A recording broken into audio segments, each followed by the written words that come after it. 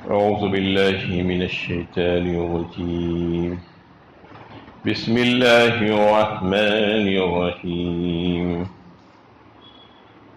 وقل الحق من ربكم فمن شاء فليؤمن ومن شاء فليكفر إنا أعتدنا للظالمين نارا أحاط بهم سرادقها وإن يستغيثوا يغاثوا بماء كالمهل يشوي الوجوه بئس الشراب وساءت مرتفقا.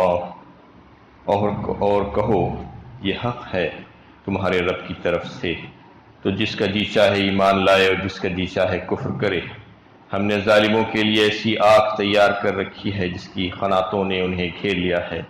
اگر وہ پانی کے لیے فریاد کریں گے تو انہیں ایسا پانی دیا جائے گا جو پگھلی ہوئی دھات کی طرح ہوگا اور ان کا منہ بھون ڈالے گا۔ کیا ہی بری ہے پینے کی چیز اور کیا ہی بری ہے آرام گاہ۔ یہ سورہ کہف کی 29 نمبر کی آیت ہے۔ اس سے گزشتہ آیتوں میں یہ بات چل رہی تھی کہ دین کے بارے میں ساری باتیں واضح ہو چکی اور کلام اللہ لوگوں کے سامنے پیش کر دیا گیا سارے دلائل کے ساتھ۔ اس کے باوجود جو نہیں ماننا چاہتے ان کو ان کے حال پر چھوڑ دو اور کہہ دو ان سے کہ تمہارے رب کی طرف سے حق آ چکا ہے، جو چاہے اس کو تسلیم کرے، جو چاہے کفر کرے، ان کا اپنا معاملہ ہے۔ اس میں کوئی زور زبردستی کا پہلو ہے ہی نہیں۔ قل یا ایھا الناس قد جاءکم الحق من ربکم فمن اہتدی فانما یہتدی لنفسہ ومن ضل فانما یضل علیہا وما انا علیکم بوکیل۔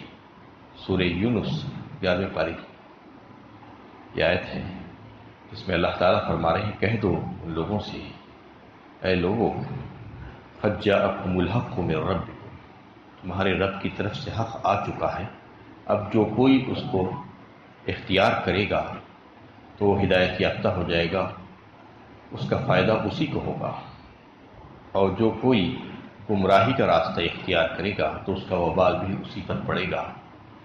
میں تمہارے اوپر وکیل نہیں ہوں، میں تمہارا نگران نہیں ہوں، نبی صلی اللہ علیہ وسلم سے کہلوایا جا رہا ہے۔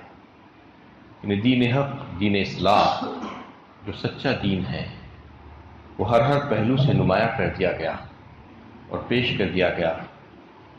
اللہ تعالیٰ نے ہدایت کے ساری طریقے اختیار کیے لوگوں کو ہدایت کے راستے پر لانے کے لیے۔ اب اس کے باوجود بھی کوئی ایمان نہیں لاتا ہے، ہدایت کے راستے کو اختیار نہیں کرتا ہے، تو یہ اس کا اختیاری تمیزی ہے۔ اللہ تعالیٰ نے یہاں پر جبر و کرہ کا معاملہ رکھا ہی نہیں ہے۔ اسلام میں، دین میں آنے کے لیے کوئی جبر نہیں ہے، کوئی زبردستی نہیں ہے۔ اس کو بدنام کیا جاتا ہے۔ ساری دنیا یہ کہتی ہے کہ اسلام تلوار کے زور پر پھیلا، خاص طور پر ہندوستان میں کے لیے کہا جاتا ہے۔ یہ بالکل غلط بات ہے۔ اسلام تلوار کے زور پر کبھی بھی نہیں پھیلا اور پھیل ہی نہیں سکتا۔ کسی زمانے میں بھی کسی نبی کے زمانے میں یہ بات تھی ہی نہیں کہ اسلام کو زبردستی لوگوں کے اوپر نافذ کیا جائے۔ بار بار اللہ تعالیٰ یہی بات کہتی ہے کہ یہ دین حق ہے، اس کو جو چاہے قبول کرے۔ اللہ تعالیٰ نے آزادی دے کر رکھی ہے انسانوں کو، تو اگر کوئی اپنی پسند سے اس کو اختیار کرتا ہے سوچ سمجھ کر، تو پھر یہ اس کا معاملہ ہے، اس کا فائدہ اسی کو ہوگا۔ یہاں پر زور زبردستی کوئی پہلو نہیں ہے، جیسا کہ دیگر مذاہب میں ہے کہ دیگر مذاہب میں بہت سے ایسی چیزیں ہیں جس کی وجہ سے لوگوں کو ان کے مذہب کی طرف لایا جاتا ہے، کئی ایک جو ہے اٹریکشنز ان کو دیے جاتے ہیں، لیکن دین اسلام میں ایسا کچھ نہیں ہے۔ دین اسلام میں کوئی زبردستی نہیں ہے، کوئی اٹریکشن نہیں ہے کہ اسلام میں آ جاؤ تو ہم تم کو یہ دے دیں گے وہ دے دیں گے، ایسا نہیں ہے اس پہ، کیونکہ ایسے لوگوں کی ضرورت ہی نہیں ہے جو زبردستی جس کے اوپر کی جائے۔ جو اس کو حق سمجھ کر، اپنی نجات کا ذریعہ سمجھ کر اس کو قبول کرتا ہے تو اس کا فائدہ اسی کو ہوگا، ورنہ اگر دیکھا جائے تو ہندوستان میں جو لوگ اس قسم کا الزام لگاتے ہیں کہ آج کتنے مسلمان ہیں ہندوستان میں، 15 سے 20% مسلمان، جبکہ 1000 سال تک مسلمانوں نے حکمرانی کی یہاں پر، اور اگر تلوار کے زور پر پھیلا ہوتا تو ایک بھی غیر مسلم یہاں پر نظر نہیں آتا۔ یہ اس کی بیان ثبوت ہے ہندوستان میں کہ مسلمان آج بھی اقلیت میں ہے۔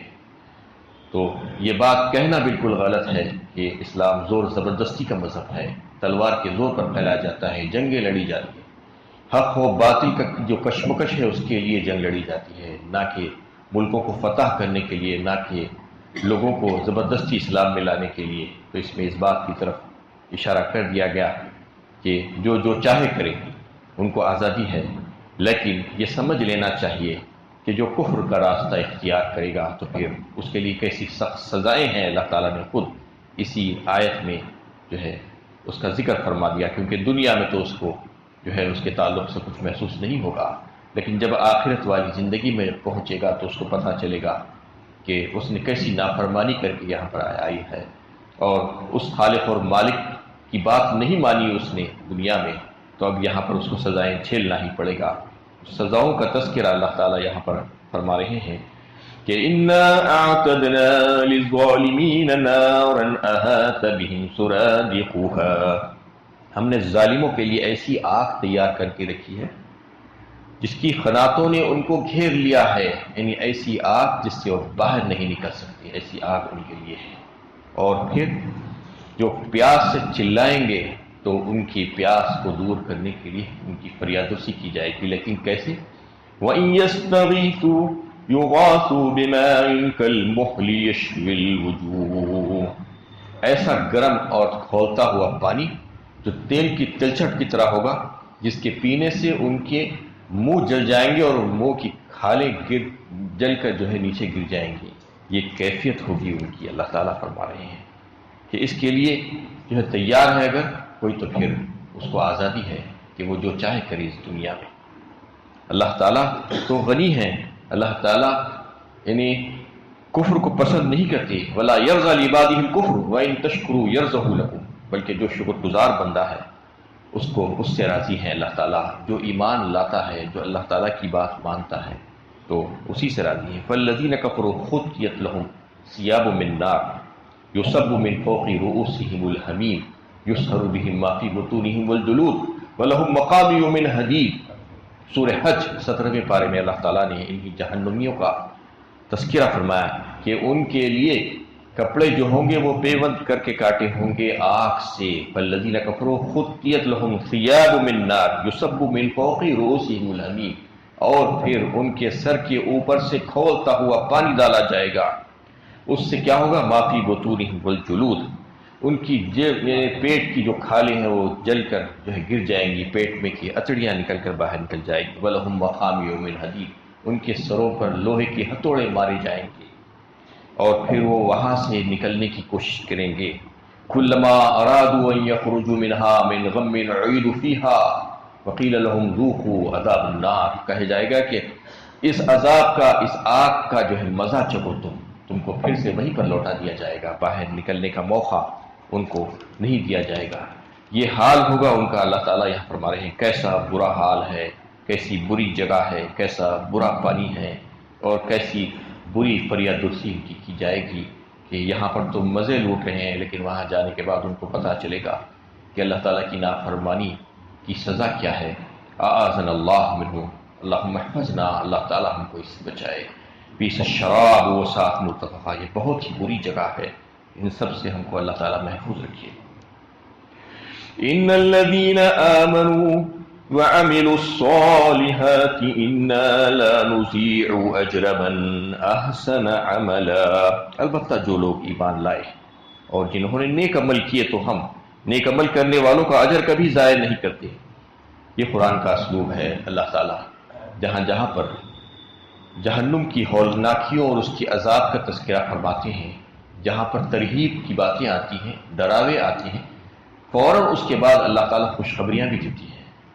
جنت کی نعمتوں کا تذکرہ کیا جاتا ہے کہ تم اگر ان چیزوں کو چھوڑ کر اللہ تعالیٰ کی فرما برداری میں آ جاؤ گے تو پھر تمہارے لیے زبردست نعمتیں تیار ہیں۔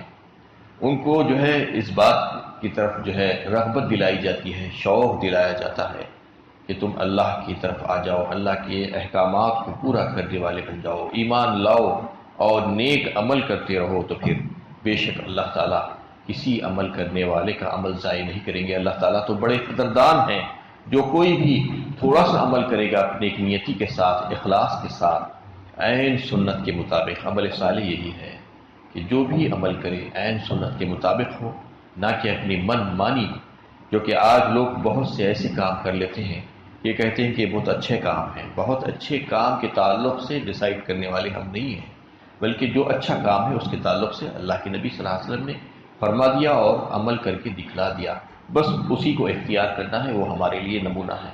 تو اس میں یہ فرما دیا گیا کہ جو ایمان لاتے ہیں اور عمل صالح اختیار کرتے ہیں تو پھر ان کے لیے تو بہترین نعمتیں ہیں، باغات ہیں، جنت ہے، اس کے نیچے نہریں بہہ رہی ہوں گی۔ ان عمل کرنے والوں کے عمل کو اللہ تعالیٰ ہرگز ضائع نہیں کریں گے، بلکہ اللہ تعالیٰ بڑے قدردان ہیں۔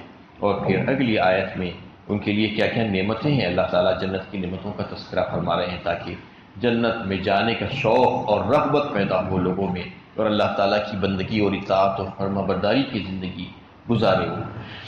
أولئك لهم جنات عدن تجري من تحتهم الأنهار يحلون فيها من أساور من ذهب ويلبسون ثيابا خضرا من سندس